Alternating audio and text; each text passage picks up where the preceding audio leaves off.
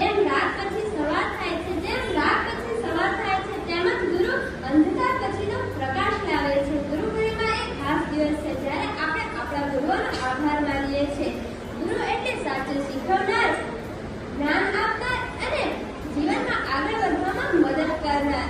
ગુરુ એ રસ્તો બનાવનાર દીવો છે. જેમ દીવો અંધકારને દૂર કરી પ્રકાશ ફેલાવે છે, તેવી જ રીતે ગુરુ અંધકાર જેવી અજ્ઞાનતાને દૂર કરે છે. માહિતી એટલે જ્ઞાનને જ્ઞાનીય. માહિતી એ જ્ઞાનનો પાયો છે, પણ એ આખી ઇમારત નથી. વિચાર કર, ઇન્ટરનેટ પર ભલે તમને વાનગી બનાવવાની રેસીપી મળી જાય, પણ શું એ રેસીપી વાંચવાથી તે ઉત્તમ રસોઈયો બની જઈ? એને માટે તારે કોઈ એવા વ્યક્તિ પાસે શીખવું પડશે જેણે વાસ્તવમાં રસોઈ બનાવવાનો અનુભવ કર્યો હોય, જે તારી ભૂલો સુધારે અને તને સાચી પદ્ધતિ શીખવે. ગુરુનું કામ એવું જ છે. એટલે તું કહેવા માંગે છે કે ગુરુ અનુભવ દ્વારા શીખે છે?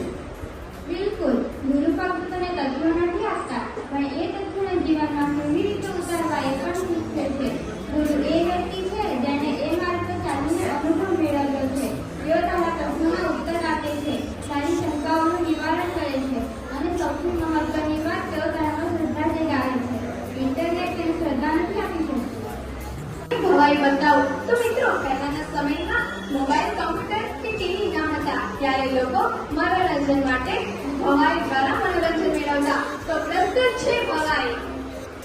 હે લાંબો ડગલો પૂછોવાથી શીરે પગડી રાજી, બોલ બોલ તો તોડતા તો છેર છબીલો ગુજરાતી, પછેર છબીલો ગુજરાતી, તન છોટું પર મન છોટું છે ખમીને વંચી છાતી, ભલે રામ તો ભલો પૂળો છેર છબીલો ગુજરાતી, પછેર છબીલો ગુજરાતી.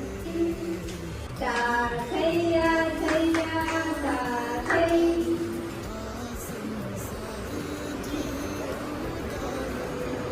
એ રમલા, આ લોકો કોણ છે? રંગીય શિક્ષક અને વિદ્યાર્થીઓ છે.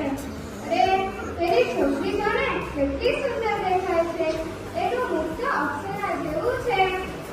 ઓહો, આ તો ટૂંકમાં અલંકારનું નવું બન્યું ને. તને ખબર છે, જે વાક્યમાં જેવું જેવી જેમ જ્યાં શબ્દો દ્વારા સરખામણી કરવામાં આવે છે તેને ઉપમા અલંકાર કહેવાય છે.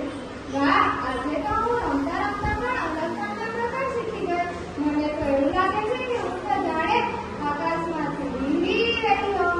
તો મિત્રો, સરળ રીતે આપણે અલંકાર શીખતા છે ને. અને ઋતિક કેમ વાતો કર્યા કરે છે? શાંતિથી જો ને. ઋતિક, ધ્યાનથી સાંભળ. નહીંતર તો પરીક્ષામાં